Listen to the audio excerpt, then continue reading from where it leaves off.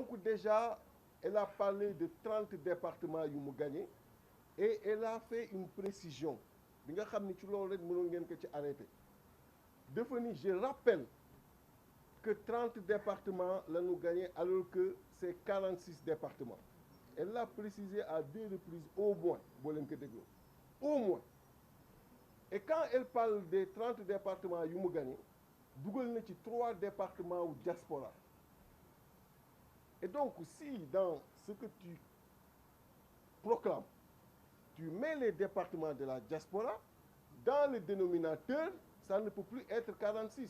Il faut nga def les 8 de la diaspora et le dénominateur progresserait de 46 à 54.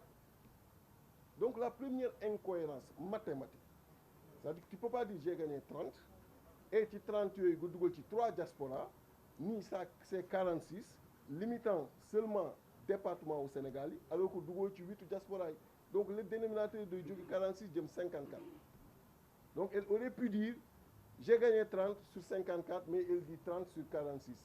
Manipulation. 1.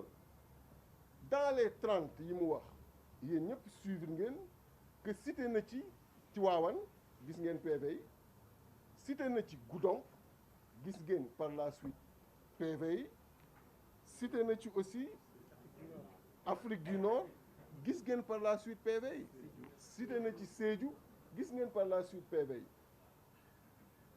Donc par respect pour elle du ma wax le mot qui sied ok mais c'est pour dire rek que yéen ci seen bopp xam ngeen ni demeewul noonu démonstration scientifique ni mu demee te mu wér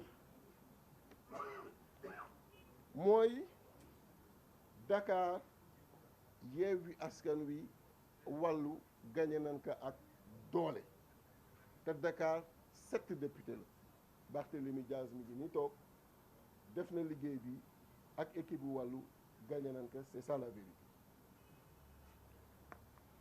Beneen vérité bi mooy Rufisque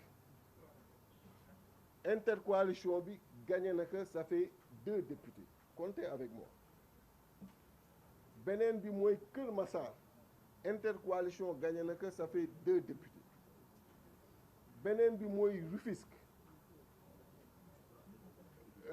donc Pikine intercoalition bi gagné na ko ça fait 5 députés.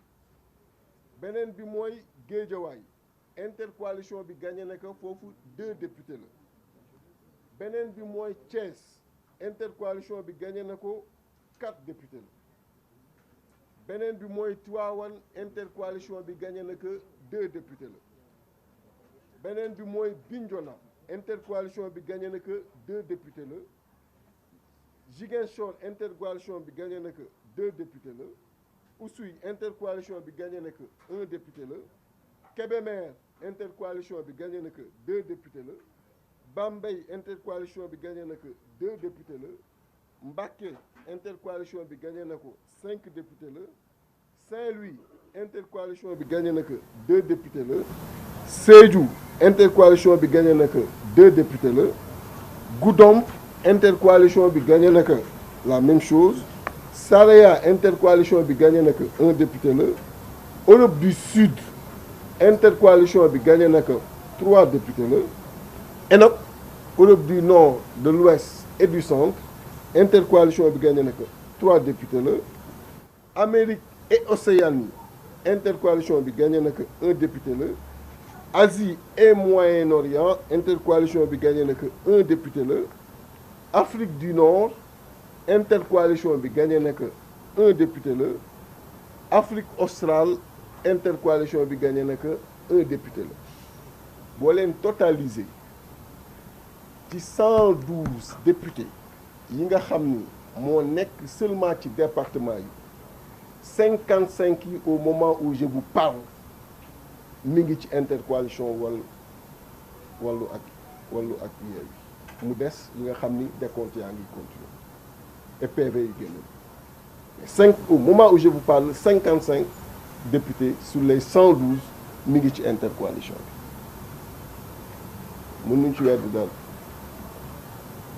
te boo leen xoolee département yi ma lim xam ngeen Sénégal ni mu tëddoo électoralement parlant wér na leen mooy département yi ëpp doole ci Sénégal moo tax dans l'analyse comme ñoom dañuy wax ay nombre de départements on est allé au-delà après démonstration que nombre bi mu wax conforme à la réalité on est allé au-delà parce que les départements n'ont pas électoral ñun département yi ñu gagné boo jëlee bu nekk le nombre d'électeurs ba fa nekk nga additionné département yooyu nombre d'électeurs yi day représenter 55%. Vous avez bien retenu le chiffre. 55% du fichier électoral.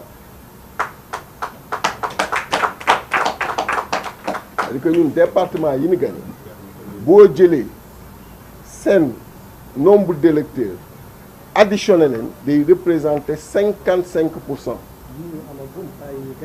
yi ñu amagum boobu 55%. donc ça veut dire que ñoom li nga xam ni tey jii nii moom la ñu amagum ñoom faites la différence day doon 45%.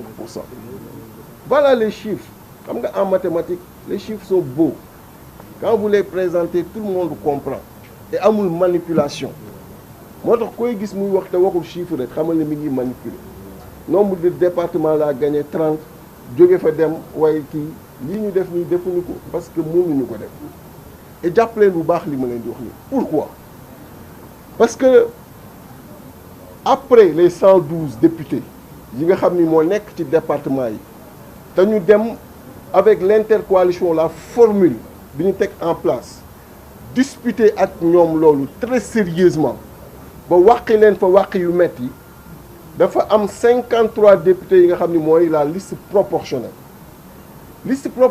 mooy ku nekk bu ñu jëlee suffrage bi nga am au niveau national en absolu dañuy xool en relatif lan lay tombeel c'est-à-dire que bu fekkee ñun dañoo cumuler lépp mu doon 53% ou 60% intercoalition bi loolu la ñuy jël multiplier ko par 53 yi mu jox ñu nombre de députés yi ñuy am ci 53 yi nga xam ni mooy liste proportionnelle bu ko defee ku nekk pourcentage boobu la lay appliquer donc 53 yi des fa la jëm et lii boo leen ko xoolee ni mu tëddee ak tendance bi muy jëm ci liste proportionnelle boobu war nañ fa mën a xaar 28 députés liste proportionnelle boobu moo tax ñu leen di dànkaaf parce que on est en train de suivre on sait que am na ay départements yi nga xam ni présentement ñoo ngi jéem a gonfler pour mën a li ñu leen wàqi ci département yi ñu jéem ko rattraper ci proportionnel yi parce que c'est à ce niveau que ça va se jouer moo tax département périphérique yi nga xam ni neen ñu mooy seen titre foncier ce qui n'est pas vrai parce que gis ngeen ci beaucoup de départements yi nekk tey jii nii au Fouta ni fa intercoalition bi ñëwee différemment de ce qui s'est passé moo tax on est en train de suivre de très près parce que la correction bi ñu bëgg def ñoom c'est à ce niveau pour mën a gonfler suffrage yooyu mu mën a ñëw ci liste nationale bi mën a rattraper ou permettre leen ñu décaler donc moo tax on est en train de suivre mais aujourd'hui projection